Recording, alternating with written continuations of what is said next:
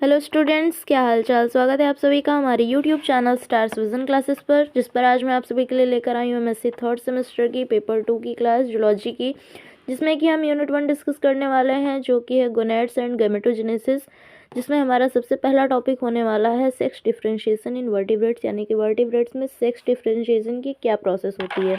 तो वीडियो को स्टार्ट करने से पहले मेरी आप सभी से रिक्वेस्ट है कि चैनल पर नए हैं तो सब्सक्राइब कर लीजिए, वीडियो को लाइक और शेयर करना नहीं भूलना है। तो आइए वीडियो को स्टार्ट करते हैं। Sex differentiation in vertebrates is the developmental process where undifferentiated gonads transform into either testis और ओवरीज, यानी सेक्स डिफरेंशिएशन वर्टिब्रेट्स का एक डेवलपमेंटल प्रोसेस है जिसमें अनडिफरेंशिएटेड गोनैड्स या फिर टेस्टिस या फिर ओवरी में ट्रांसफॉर्म होते हैं, leading to the development of male और फीमेल कैरेक्टर्स, जो कि मेल या फीमेल कैरेक्टर्स के डेवलपमेंट को लीड करते हैं। This process is initiated by genetic factors or environmental cues that establish the primary genetic sex। यानी कि ये जो प्रोसेस होता है ये इनिशिएटेड होता है किससे, जेनेटिक फैक्टर से या फिर इन्वायरमेंटल क्यूज से, that establish the primary genetic sex, जो कि प्राइमरी जेनेटिक सेक्स को एस्टेब्लिश करता है किसी भी ह्यूमन की बॉडी में या फिर किसी वर्टिब्रेट की बॉडी में, which then direct the gonads to develop the appropriate sex, जो कि बाद में डायरेक्ट करता है गोनैड्स को अप्रोप्रिएट सेक्स में डेवलप होने में, and the associated reproductive anatomy, और फिर जो वर्टिब्रेट जिस सेक्स में डेवलप होता है, या तो मेल या फिर फीमेल, वो उससे एसोसिएटेड रिप्रोडक्टिव एनाटॉमी को डेवलप करता है या फिर गेन करता है। The process of sex differentiation, यानी कि सेक्स डिफरेंशिएशन की प्रोसेस क्या होती है, तो सबसे फर्स्ट होती है indifferent stage. During early development all vertebrate embryo possess bipotential gonad and undifferentiated reproductive duct, यानी अर्ली डेवलपमेंट में जो सभी वर्टिब्रेट एम्ब्रायो होते हैं उनमें क्या होता है, बाइपोटेंशियल गोनैड होते हैं, यानी कि इनमें पोटेंशियल होता है या तो मेल या फिर फीमेल रिप्रोडक्टिव ऑर्गन में डेवलप होने का, एंड अनडिफरेंशिएटेड रिप्रोडक्टिव डक्ट, और इसमें अनडिफरेंशिएटेड रिप्रोडक्टिव डक्ट्स पाई जाती है। नेक्स्ट, जेनेटिक और इन्वायरमेंटल ट्रिगर। डिफरेंट स्टेज के बाद क्या होता है, जेनेटिक या फिर इन्वायरमेंटल ट्रिगर होता है, जिसमें a signal either a genetic factor और an environmental factor initiate the process. कोई जेनेटिक फैक्टर या फिर इन्वायरमेंटल फैक्टर डिफरेंशिएशन की प्रोसेस को इनिशिएट करता है, स्टार्ट करता है। And last, gonadal differentiation. The indifferent gonad is directed to develop as either testis और एन ओवरी। जो इनडिफरेंट गोनैड होते हैं वो डायरेक्ट किए जाते हैं या तो टेस्टिस या फिर ओवरी में डेवलप होने के लिए। तो सबसे पहला टेस्टिस डेवलपमेंट कैसे होता है, in the presence of specific hormone, यानी स्पेसिफिक हार्मोन की प्रेजेंस में। अब ये हार्मोन कौन सा है, टेस्टिकुलर हार्मोन, जिसे हम एंड्रोजन के नाम से जानते हैं। टेस्टिकुलर हार्मोन की प्रेजेंस में the internal and external genitalia follow a male pathway. जो इंटरनल एंड एक्सटर्नल जेनेटिलिया या फिर रिप्रोडक्टिव डक्ट होती है वो मेल पैथवे को फॉलो करती है। एंड ओवरी डेवलपमेंट कैसे होता है, in the absence of these hormone, जब ये हार्मोन्स प्रेजेंट नहीं होते और अंडर डिफरेंट जेनेटिक क्यूज, या फिर जब जेनेटिक क्यूज अलग होते हैं, the individual follow the female pathway. तो जो इंडिविजुअल होता है उसकी रिप्रोडक्टिव डक्ट फीमेल पैथवे को या फिर फीमेल रिप्रोडक्टिव ऑर्गन में डेवलप हो जाती है, उसे फॉलो करती है। Last, phenotypic development. The determined gonadal sex, यानी कि इसके बाद जो गोनेडल सेक्स होता है वो डिटरमाइन हो जाता है, sets the stage for entire individual to develop its phenotypic sex. उसके बाद इंडिविजुअल सेट हो जाता है उस स्टेज पर जहाँ से इसका फिनोटिपिक सेक्स डेवलप करना स्टार्ट करता है।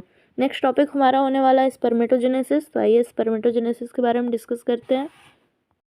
Spermatogenesis is a continuous process and is much complicated. For the sake of convenience, it can be divided into following two stages. जो spermatogenesis होता है ये continuous process है and is much complicated for the sake of convenience, जो कि convenience के लिए much complicated process है, यानी कि convenience के कंपैरिजन में अगर देखें तो ये बहुत ही कॉम्प्लिकेटेड प्रोसेस है। It can be divided into following two stage, इसे टू स्टेज में डिवाइड किया जा सकता है। First, formation of spermatid from the cell of germinal epithelium. सबसे पहले जर्मिनल एपिथेलियम की सेल से स्पर्मेटेड का फॉर्मेशन होता है। एंड सेकेंड स्टेप में स्पर्मेटेड का मेटामॉर्फोसिस होता है, जिसे स्पर्मेटोलियोसिस के नाम से भी जानते हैं। तो सबसे first, formation of spermatid from germinal epithelium.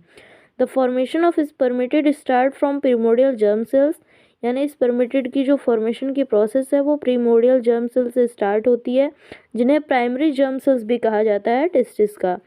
The entire process can be separated into 3 phase. Entire process को 3 फेज में सेपरेट या डिवाइड किया जा सकता है।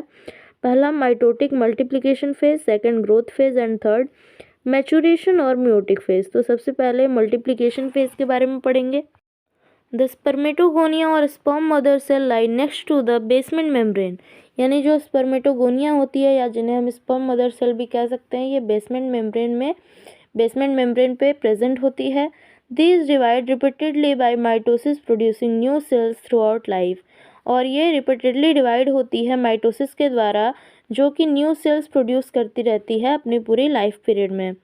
These cells move toward the lumen of seminiferous tubule. उसके बाद इसमें से कुछ सेल्स जो होती हैं ये सेमिनिफेरस ट्यूब्यूल के ल्यूमेन की तरफ मूव करती हैं या फिर जाती हैं and enter the growth phase, और ग्रोथ फेज में एंटर करती हैं। These are called primary spermatocyte और स्पर्मेटोगोनिया। इन्हें प्राइमरी स्पर्मेटोसाइट या फिर स्पर्मेटोगोनिया कहते हैं। यानी कि जो इनमें से कुछ सेल्स सेमिनिफेरस ट्यूब्यूल्स के लूमेन की तरफ मूव करती हैं या फिर ग्रोथ फेज में एंटर करती हैं, इन्हें हम प्राइमरी स्पर्मेटोसाइट या फिर स्पर्मेटोगोनिया के नाम से जानते हैं। Second growth phase, the spermatogonia formed as a result of repeated division. यानी कि रिपीटेड डिवीजन के रिजल्ट में जो स्पर्मेटोगोनिया बनते हैं प्रीमोर्डियल जर्म सेल से स्टॉप डिवाइडिंग, ये डिवाइड करना स्टॉप कर देते हैं and prepare themselves for maturation division, और ये खुद को प्रिपेयर करते हैं मैचुरेशन डिवीजन के लिए। They increase in size by accumulating nourishing material. ये साइज में इंक्रीज होते हैं और नरिशिंग मटेरियल को अक्यूमुलेट करते हैं ऑब्टेन फ्रॉम जर्मिनल सेल, जो कि जर्मिनल सेल से ऑब्टेन होते हैं। The enlarge cells are known as primary spermatocyte. इन इनलार्ज सेल्स को प्राइमरी स्पर्मेटोसाइट के नाम से जाना जाता है। नेक्स्ट है maturation phase. Each diploid primary spermatocyte undergoes the first maturation division. जितने भी डिप्लॉयड प्राइमरी स्पर्मेटोसाइट होते हैं ये फर्स्ट मैचुरेशन डिवीजन करते हैं, which is the reduction division, जो कि एक रिडक्शनल डिवीजन होता है with its long drawn out and complicated prophase, जिसमें कि long and complicated prophase stage होती है। The pairing and splitting of homologous chromosome takes place during zygotene and pachytene stage. यानी कि जो पेयरिंग एंड स्प्लिटिंग होती है होमोलॉगस क्रोमोसोम की, ये जाइगोटीन एंड पैकेटिन स्टेज में होती है and this leads to the formation of tetrad. और इसके रिजल्टेंट में टेट्राड्स का फॉर्मेशन होता है, यानी कि 4 सेल के ग्रुप्स का फॉर्मेशन होता है during first maturation division. First maturation division के during the chromosomes are equally distributed to the 2 daughter cell.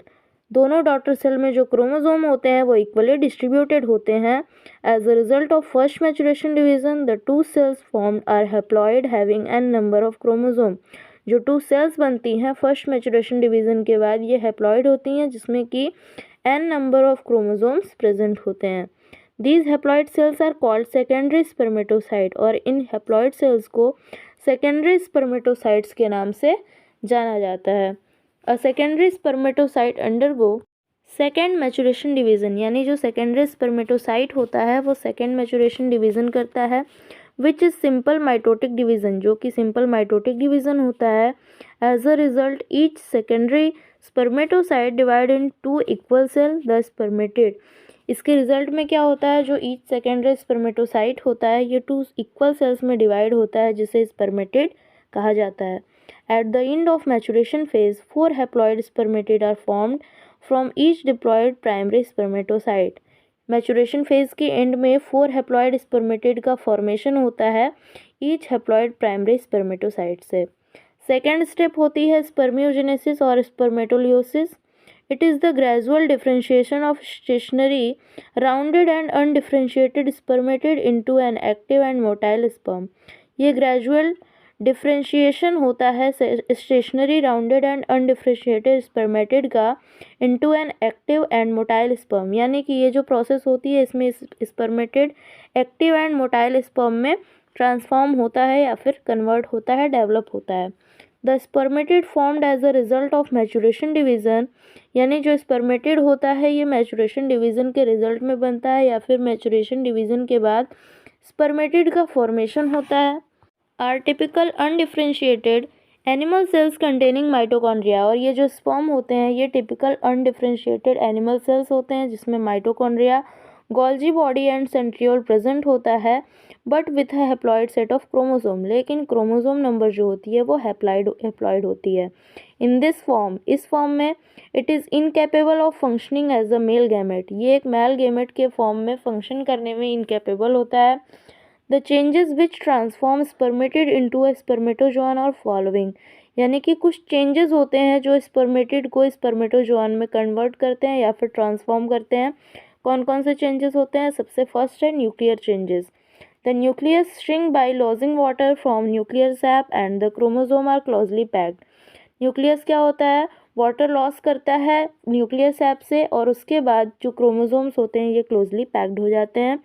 It reduces the weight of spermatozoon and enhance its motility, ये क्या करता है? मतलब वाटर लॉस होने के बाद स्पर्मेटोजोन का जो वेट है ये रिड्यूस हो जाता है और इसकी मोटालिटी इनहेंस हो जाती है या फिर इंक्रीज हो जाती है। The nucleus change from its usual spherical form and become elongated and narrow, जो न्यूक्लियस होता है ये अपने यूजुअल स्फेरिकल फॉर्म को चेंज करता है और इलोंगेटेड एंड नैरो फॉर्म में ट्रांसफॉर्म हो जाता है या फिर कन्वर्ट हो जाता है। सेकेंड स्टेप में एक्रोसोम का फॉर्मेशन होता है। The acrosome of spermatozoon is derived from Golgi complex of spermatid, जो स्पर्मेटोजोन का एक्रोसोम होता है ये स्पर्मेटिड के गोल्जी कॉम्प्लेक्स से डिराइव होता है। As the differentiation proceed the arrangement of cisternae become irregular, यानी जैसे जैसे डिफ्रेंशिएशन होता है जो सिस्टर्नी की अरेंजमेंट होती है ये इरेगुलर हो जाती है। And 1 or 2 vacuoles enlarge to replace the vesicle, और एक या दो वैक्यूल्स जो होते हैं ये अपने साइज को इनलार्ज करते हैं और वेसाइकल्स को ये रिप्लेस कर देते हैं। Inside each large vacuole appear a small dense body, each large vacuole में एक स्मॉल डेंस बॉडी अपीयर होती है जिसे प्रो एक्रोसोमल ग्रेन्यूल के नाम से जानते हैं। The pro acrosomal granule enlarge further, और ये ग्रेन्यूल फिर से इनलार्ज होती है अपने शेप में, अपने शेप को लार्ज करती है and form the acrosomal granule, और एक्रोसोमल ग्रेन्यूल का फॉर्मेशन करती है। It forms the core of acrosome, ये एक्रोसोम के कोर का फॉर्मेशन करती है। The acrosomal granule contain lytic enzyme which are use to dissolve the egg, इनमें लैटिक एंजाइम्स प्रेजेंट होते हैं जो कि एग को डिसॉल्व करने में यूज़ किए जाते हैं। मेम्ब्रेन्स ड्यूरिंग फर्टिलाइजेशन, यानी कि फर्टिलाइजेशन के ड्यूरिंग एग की मेम्ब्रेन्स को डिसॉल्व करने में इन लैटिक एंजाइम्स का यूज़ किया जाता है। The acrosome therefore help in penetration of sperm into ovum, और एक्रोसोम ही हेल्प करता है स्पर्म के पेनेट्रेशन में जो कि ओवम में होता है।